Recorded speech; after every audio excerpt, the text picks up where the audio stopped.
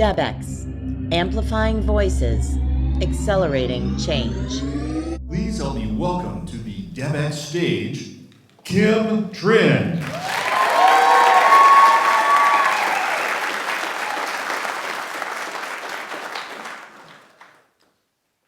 It's my first year in America. I'm 7 years old, and I'm in school writing Chinese characters. By the way, I'm Vietnamese, not Chinese. I have no idea how to write Chinese. But I was pretending. I was trying to make friends by impressing them. One girl in particular wasn't so impressed, though. She stands up, flips her hair, and says, "You're so weird," and walks away. I didn't know what that meant, but I knew it wasn't a compliment. I knew at 7 years old, I stuck out like a sore thumb. Not just because I looked different, but because I liked different foods and spoke a different language, and I came from a totally different world. Among the 300 kids in my elementary school, there were only 3 total Vietnamese Americans, and one was my sister. This was when life became about fitting in. That word weird, it means different things for different people. When I Googled the definition, it said strange and bizarre, something that people aren't typically aiming to be. Let's face it, when we say, "That's so weird," we're not usually talking about something positive. Weird for me meant not belonging, sticking out like a sore thumb, not feeling accepted. And it's influenced every single decision I've ever made. The concern about being weird has me holding back ideas, filtering my thoughts through my what's gonna sound the most likable filter. I assert that every person sitting in here has had a moment where you wanted to say something, or you had a really great idea, but you killed it almost immediately because you thought you might sound or look weird. And you've gotten so accustomed to it, you're not even aware you're doing it anymore.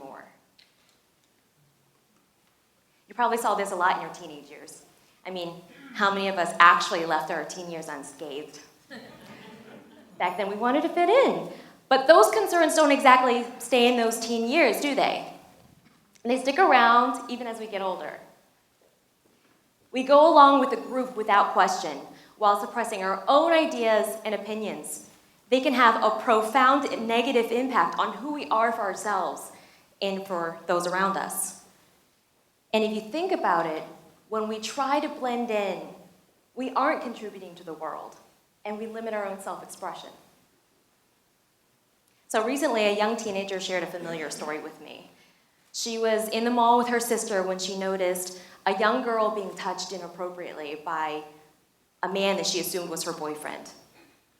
While she wanted to say something, she waved it off instead for fear of looking weird. Because who was she to step in? But her sister did, and yelled at the guy, "Don't do that."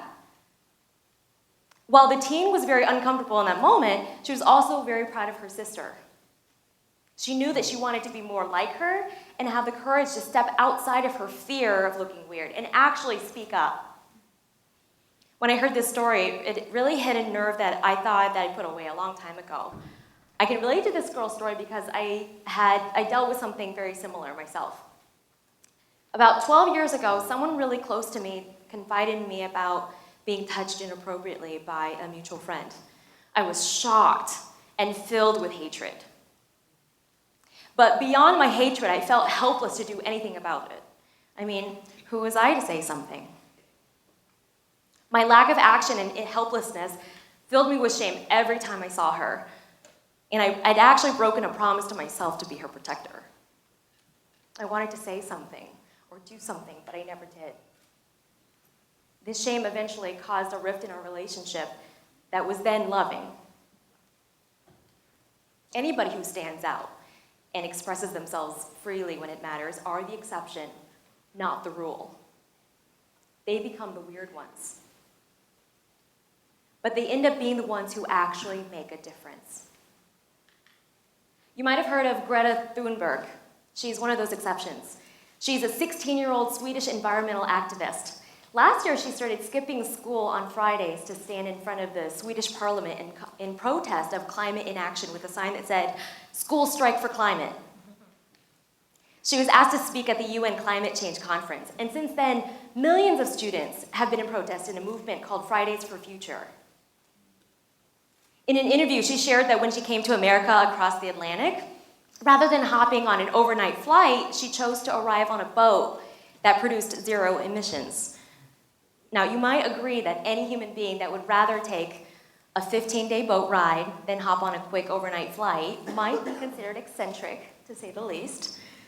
But her actions, weird as they might sound to others, have caused millions to take action in this cause. And one thing you might not know about Greta is that she also has Asperger's, which is on the autism spectrum. And for most people, any diagnosed condition might be a hindrance to their voice, but not in Greta's case. She calls it a neurological condition, or her neurological condition, a gift. She goes on to say, it can be an advantage to be neurodiverse. It makes you different and makes you think differently. In such a crisis like this one, we need to think outside the box, outside of the current system, and can't be like everyone else. Being quote-unquote weird is an opportunity to make a difference, to think outside the box. It's a unique platform for leadership. We can be outstanding if we're willing to stand out. So, where are you not standing out and being as outstanding as you can be? That leadership can be in your family, in school, at work, in your social circle, in public with total strangers. When we dare to be weird, to step out of the social line, it can have unimaginable results. Alex Borstein is an actress from the show The Marvelous Mrs. Maisel.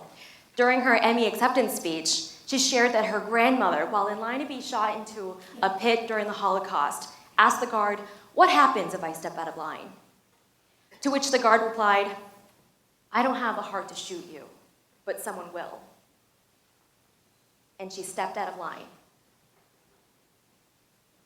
Because of that decision, Alex Borstein and her family are here today. I personally think that Steve Jobs said it best in his 1997 Apple commercial. Here's to the crazy ones, the misfits, the rebels, the troublemakers, the round pegs in the square holes, the ones who see things differently. They're not fond of rules, and they have no respect for the status quo. You can quote them, disagree with them, glorify them, or vilify them. About the only thing you can't do is ignore them, because they change things. They push the human race forward. And while some may see them as the crazy ones, we see genius. Do you know that weird in Old English originally meant having the power to control destiny? Ultimately, you either stick out like a sore thumb or you're controlling destiny. Either way, it's the same thing. Thank you.